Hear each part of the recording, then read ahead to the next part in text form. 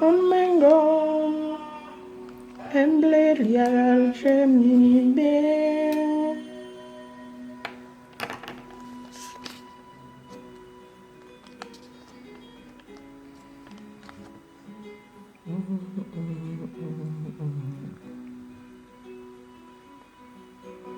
Yukiri non na besni beze, konsiye yangae.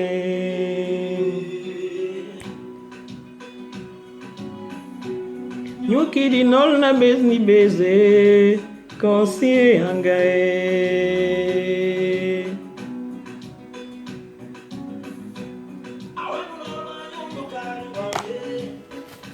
We wawo be.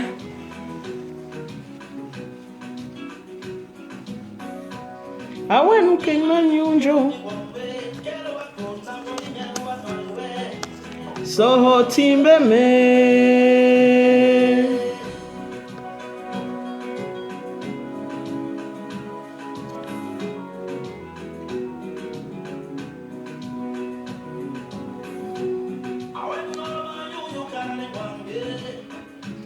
We wawo be. J'aime beaucoup Belka Toby. Il a des messages percutants. Bonsoir tout le monde. Et ce soir, j'ai envie de parler de dépression. J'ai commis un post dessus hier, dimanche. Comme d'habitude, c'est des posts qui intéressent moins les gens, en fait.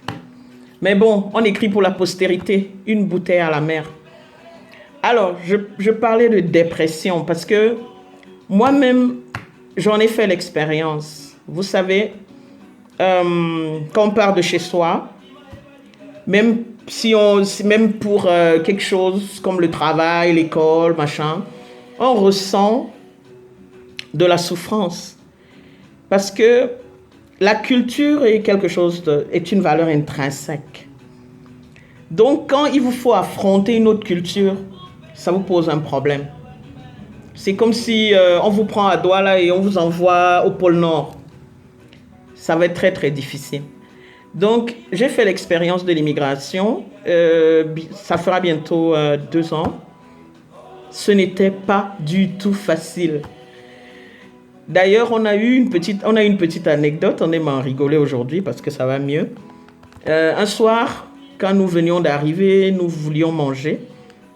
Alors, nous sommes allés au resto du campus, c'était fermé. Et quand on a regardé autour, il n'y avait rien à manger. Et puis, franchement, j'ai pleuré parce que j'ai dit, est-ce qu'on va y arriver? On a de l'argent en main et on n'arrive pas à manger, on ne trouve rien à manger. Mon collègue Tchécus aime bien d'ailleurs me charrier dessus. Parce que c'était un soir assez douloureux. Aujourd'hui, je peux en rire. Alors, la dépression peut toucher tout le monde, comme je le disais tantôt, peut toucher quelqu'un au pays comme à l'étranger. Mais je me focalise beaucoup plus sur ce que ça touche à l'étranger parce que c'est beaucoup plus difficile. Notamment ceux qui prennent les voies qui ne sont pas très conventionnelles, passer par le désert, la mer, avec tout ce qu'ils subissent comme violence, comme agression physique, morale. Après, ils arrivent au paradis, in the bracket. Ils découvrent qu'en fait, c'est pas ce qu'ils croyaient. Et là-dedans, tac, ça pète. Parce que ça ne va pas. Et puis, comme je l'ai écrit hier, la douleur physique n'a rien à voir avec la douleur morale. Quand on a mal là-dedans, on a mal à son âme, on pète les plombs. C'est très, très facile. La limite est mince, en fait. La ligne est mince. La ligne à traverser est franchement mince. Le post d'hier, je l'ai commis parce que Fatou Atis, l'une de mes frangines sur la toile, m'a interpellé dessus. Mais je ne savais pas trop comment l'élaborer, donc j'ai dû patrouiller un peu pour essayer de regarder des vidéos que je ne regarde pas toujours et essayer de comprendre et peaufiner mon texte. Et là, j'ai vu des vidéos horribles. Il y a beaucoup de personnes en détresse sur la toile. Mais malheureusement, nourries de likes, de vues, et puis ça monte, ça monte, ça monte, jusqu'à ce que ça craque. Un peu comme avec l'artiste, paix à son âme, que nous avons tous vu mourir à Mondovision en fait. Mais ça faisait rire les gens. Les gens likaient, les gens, ainsi de suite. Donc, la dépression, c'est quelque chose de très, très, très pernicieux.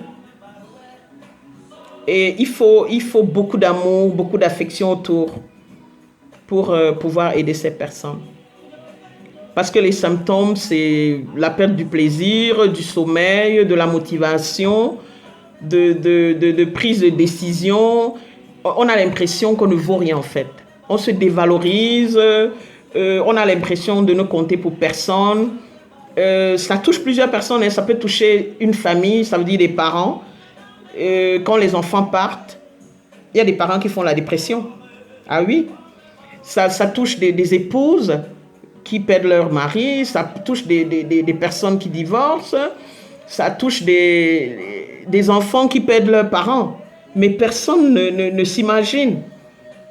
Ça touche même des enfants dont les parents ont divorcé. Mais chez nous, on a tendance à penser que la dépression, c'est un caprice et on n'y fait pas attention. Pourtant, nous avons des psychologues au Cameroun. Mais les gens ont l'impression qu'aller chez un psychologue, c'est être snob, c'est franchement jeter son argent par les fenêtres. Non. Non. Se faire écouter. Être écouté par une personne, c'est très important et ça compte. Moi, je suis médiateur, j'écoute beaucoup. J'écoute beaucoup. Sur la toile, il m'arrive de dormir à 2h du matin parce que je suis en train de réconforter quelqu'un. Notamment des femmes qui n'ont pas de bébé et qui sont persécutées dans les ménages. Elles frôlent presque toute la dépression souvent. Alors, elles ont tendance à venir vers moi et me dire comment tu fais. Et moi, j'ai la chance, je fais du sport. Je suis une hyperactive, comme Bikaï aime dire. Je suis une hyperactive. Si je reste dans la maison, c'est que je suis obligée en fait, où que je sois. J'essaye de m'occuper l'esprit.